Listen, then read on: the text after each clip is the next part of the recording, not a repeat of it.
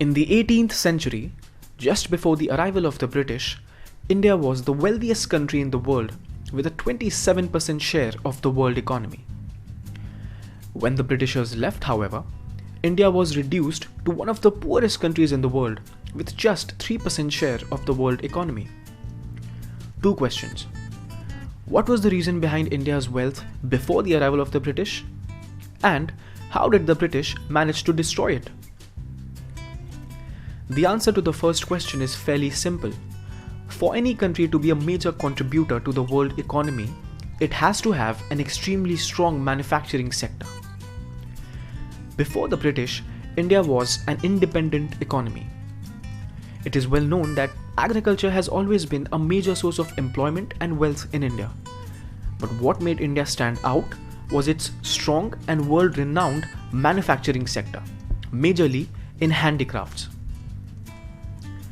Not only did India manufacture large amounts of goods, India was pretty famous for the fine quality of materials used and the high quality of craftsmanship. The manufacturing industry employed lakhs of people in the country. The demand for Indian handicrafts in the world was huge, and India successfully fulfilled those demands, ensuring constant flow of wealth into the country. So what happened?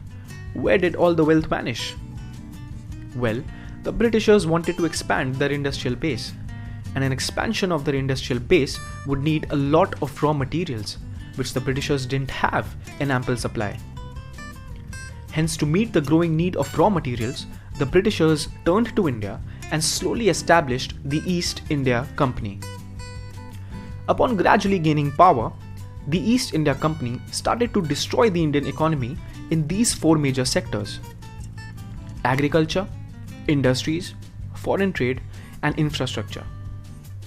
In this part, we'll talk about the agricultural and industrial sectors.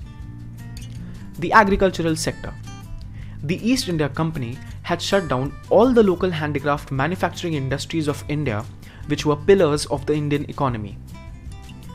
Closing down of the handicraft industries killed lakhs of jobs and sources of livelihood.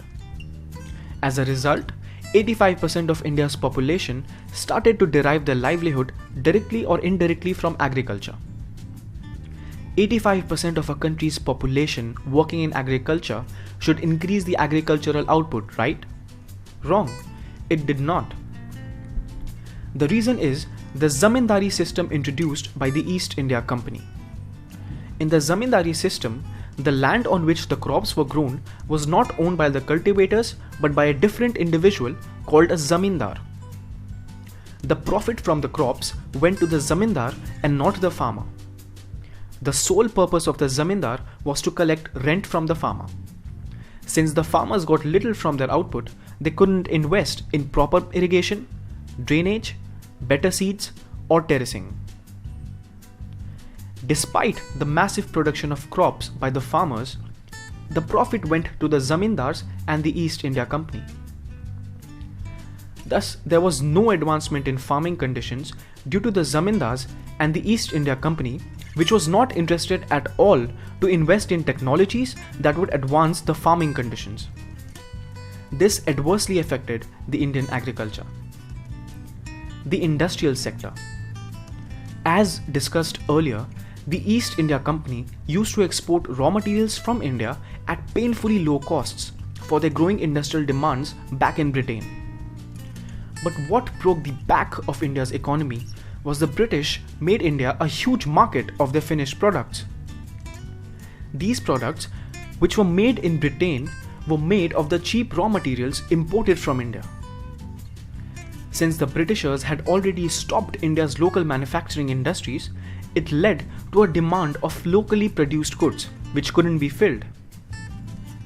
Thus, Indians had to buy extremely expensive finished products made of their own raw materials, which the Britishers had got hold of at painfully low prices.